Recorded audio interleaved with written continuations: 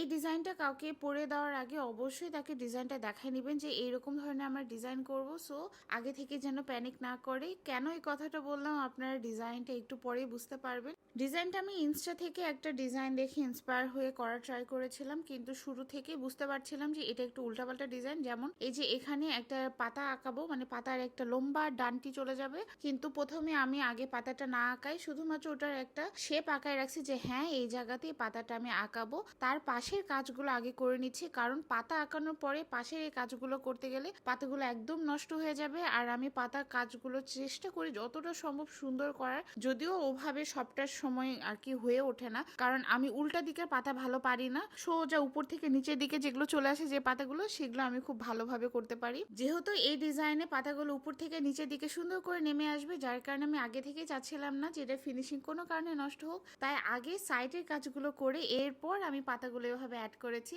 যেন পরবর্তীতে মনে হয় যে পাতার সাথে ওই ডিজাইনগুলো অ্যাড করা ছিল। এই ধরনের পাতা আমার অনেক পছন্দ, যার কারণেই আমি এই ডিজাইনটাতে একটু এইরকম পরে পাতাটা আঁকাইছি। এখন আগে থেকে যদি আপনি ক্লায়েন্টকে না দেখায় রাখেন যে এখানে কিন্তু একটা পাতা হবে, তারপর ডিজাইনটা এরকম দেখতে হবে, যদি না বলেন তখন দেখা যাবে যে ক্লায়েন্ট বলবে যে কি এক ডিজাইন করে যাচ্ছে, এখানে কেমন একটা মনে হইতেছে খাপছাড়া খাপছাড়া একটা ডিজাইন, আগা নাই মাথা নাই কিছু নাই। কারণ আমরা যে ধরনের ডিজাইন করি সেটা থেকে এটা একটু কিছুটা ডিফারেন্ট, আর আমি চাচ্ছিলামই ইদানিং একটু ডিফারেন্ট টাইপের কোনো কাজ করতে, কিন্তু মাঝে মাঝে বেশি ডিফারেন্ট কাজ করতে যে একদম অসুন্দর একটা কাজ করে ফেলি। এই কাজটা প্রথমে মনে হইতেছিল যে না ভালোই হবে, বাট এই যে এই কাজটা এদিক থেকে যাওয়ার পরে না বাকি ফিঙ্গারগুলোতে আমি আর কী দিব বুঝতে পারছিলাম না, যার কারণে বাকিটার আর ভিডিওটা করা হয় নাই।